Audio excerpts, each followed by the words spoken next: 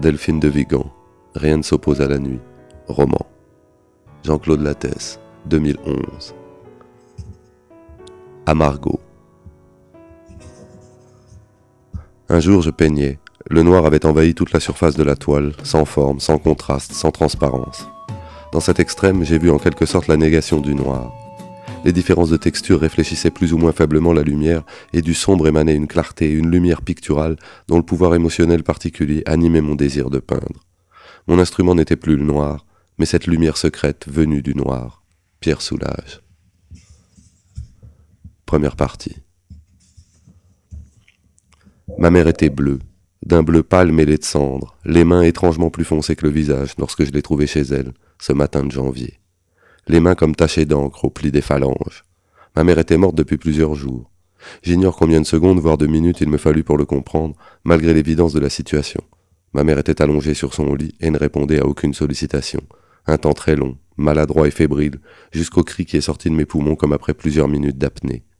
Encore aujourd'hui, plus de 2 ans après, cela reste pour moi un mystère. Par quel mécanisme mon cerveau a-t-il pu tenir si loin de lui la perception du corps de ma mère et surtout de son odeur? Comment a-t-il pu mettre tant de temps à accepter l'information qui gisait devant lui?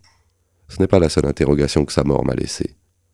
4 ou 5 semaines plus tard, dans un état d'hébétude d'une rare opacité, je recevais le prix des libraires pour un roman dont l'un des personnages était une mère murée et retirée de tout, qui, après des années de silence, retrouvait l'usage des mots. À la mienne, j'avais donné le livre avant sa parution, fier sans doute d'être venu à bout d'un nouveau roman, consciente cependant, même à travers la fiction, d'agiter le couteau dans la plaie. Je n'ai aucun souvenir du lieu où se passait la remise du prix, ni de la cérémonie elle-même. La terreur, je crois, ne m'avait pas quitté. Je souriais pourtant. Quelques années plus tôt, au père de mes enfants, qui me reprochait d'être dans la fuite en avant, il évoquait cette capacité exaspérante à faire bonne figure en toutes circonstances. J'avais répondu pompeusement que j'étais dans la vie. Je souriais aussi au dîner qui fut donné en mon honneur, ma seule préoccupation étant de tenir debout, puis assise, de ne pas m'effondrer d'un seul coup dans mon assiette, dans un mouvement de plongeon similaire à celui qui m'avait projeté, à l'âge de 12 ans, la tête la première dans une piscine vide. Je me souviens de la dimension physique, voire athlétique, que revêtait cet effort, tenir, oui, même si personne n'était dupe. Il me semblait qu'il valait mieux contenir le chagrin, le ficeler, l'étouffer, le faire taire, jusqu'au moment où, enfin, je me retrouverais seul. Plutôt que me laisser aller à ce qui n'aurait pu être qu'un long hurlement, ou pire encore, un râle, ému sans aucun doute plaqué au sol. Au cours des derniers mois, les événements qui me concernaient s'étaient singulièrement précipités, et la vie, cette fois encore, fixait la barre trop haut. Ainsi, me semblait-il, le temps de la chute. N'y avait-il rien d'autre à faire que bonne figure, ou bien faire face quitte à faire semblant?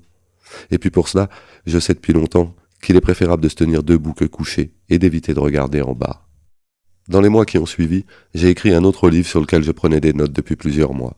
Avec le recul, j'ignore comment cela a été possible, si ce n'est qu'il n'y avait rien d'autre, une fois que mes enfants étaient partis à l'école et que j'étais dans le vide. Rien d'autre que cette chaise devant l'ordinateur allumé. Je veux dire, pas d'autre endroit où m'asseoir, où me poser. Après 11 années passées dans la même entreprise et un long bras de fer qui m'avait laissé exsangue, je venais d'être licencié, consciente d'en éprouver un certain vertige, quand j'ai trouvé Lucille chez elle, si bleue et si immobile, et alors le vertige s'est transformé en terreur, puis la terreur en brouillard. J'ai écrit chaque jour, et je suis seul à savoir combien ce livre, qui n'a rien à voir avec ma mère, est empreint pourtant de sa mort, et de l'humeur dans laquelle elle m'a laissé. Et puis le livre a paru, sans ma mère pour confier à mon répondeur les messages les plus comiques qui fussent au sujet de mes prestations télévisées. Un soir de ce même hiver, alors que nous rentrions d'un rendez-vous chez le dentiste et marchions côte à côte sur le trottoir étroit de la rue de la Folie-Méricourt, mon fils m'a demandé sans préavis et sans que rien, dans la conversation qui avait précédé, n'ait pu l'amener à cette question. « Grand-mère, elle s'est suicidée en quelque sorte ?» Encore aujourd'hui, quand j'y pense, cette question me bouleverse, non pas son sens, mais sa forme, ce « en quelque sorte » dans la bouche d'un enfant de 9 ans, une précaution à mon endroit, une manière de tâter le terrain, d'y aller sur la pointe des pieds. Mais peut-être était-ce de sa part une véritable interrogation. Compte tenu des circonstances, la mort de Lucille devait-elle être considérée comme un suicide? Le jour où j'ai trouvé ma mère chez elle, je n'ai pas pu récupérer mes enfants. Ils sont restés chez leur père. Le lendemain, je leur ai annoncé la mort de leur grand-mère. Je crois que j'ai dit quelque chose comme « grand-mère est morte ». Et, en réponse aux questions qu'ils me posaient, elle a choisi de s'endormir. Pourtant, j'ai lu Françoise Dolto.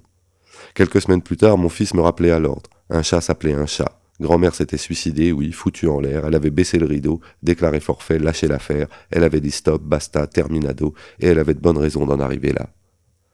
Je ne sais plus quand est venue l'idée d'écrire sur ma mère, autour d'elle ou à partir d'elle.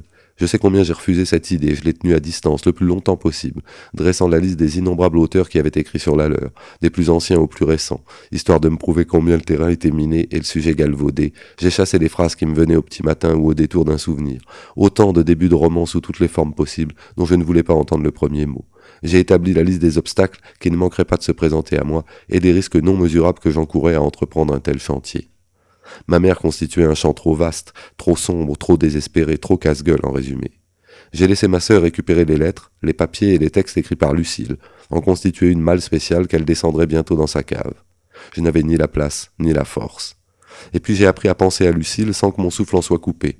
Sa manière de marcher, le haut du corps penché en avant, son sac tenu en bandoulière et plaqué sur la hanche, sa manière de tenir sa cigarette écrasée entre ses doigts, de foncer tête baissée dans le wagon du métro, le tremblement de ses mains, la précision de son vocabulaire, son rire bref, qui semblait l'étonner elle-même, les variations de sa voix sous l'emprise d'une émotion dont son visage ne portait parfois aucune trace.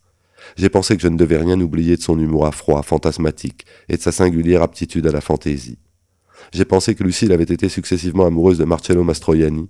Elle précisait, vous m'en mettrez une demi-douzaine, de Joska Szydło, un critique théâtre de Télérama, qu'elle n'avait jamais vu mais dont elle louait la plume et l'intelligence, d'un homme d'affaires prénommé Édouard, dont nous n'avons jamais connu la véritable identité, de Graham, un authentique clochard du 14e arrondissement, violoniste à 16 heures et mort assassiné. Je ne parle pas des hommes qui ont vraiment partagé sa vie. J'ai pensé que ma mère avait dégusté une poule au pot avec Claude Monet et Emmanuel Kant lors d'une même soirée dans une banlieue lointaine dont elle était rentrée par le RER et s'était vue privée de son chéquier pendant des années pour avoir distribué son argent dans la rue. J'ai pensé que ma mère avait contrôlé le système informatique de son entreprise ainsi que l'ensemble du réseau RATP et dansé sur les tables des cafés. Je ne sais plus à quel moment j'ai capitulé, peut-être le jour où j'ai compris combien l'écriture, mon écriture, était liée à elle, à ses fictions, ces moments de délire où la vie lui était devenue si lourde qu'il lui avait fallu s'en échapper, où sa douleur n'avait pu s'exprimer que par la fable. Alors j'ai demandé à ses frères et sœurs de me parler d'elle, de me raconter. Je les ai enregistrés, eux et d'autres, qui avaient connu Lucille et la famille joyeuse et dévastée qui est la nôtre. J'ai stocké des heures de paroles numériques sur mon ordinateur, des heures chargées de souvenirs, de silence, de larmes et de soupirs, de rires et de confidences. J'ai demandé à ma sœur de récupérer dans sa cave les lettres, les écrits, les dessins. J'ai cherché, fouillé, gratté, déterré, exhumé. J'ai passé des heures à lire et à relire, à regarder des films, des photos. J'ai reposé les mêmes questions et d'autres encore. Et puis, comme des dizaines d'auteurs avant moi, j'ai essayé d'écrire ma mère.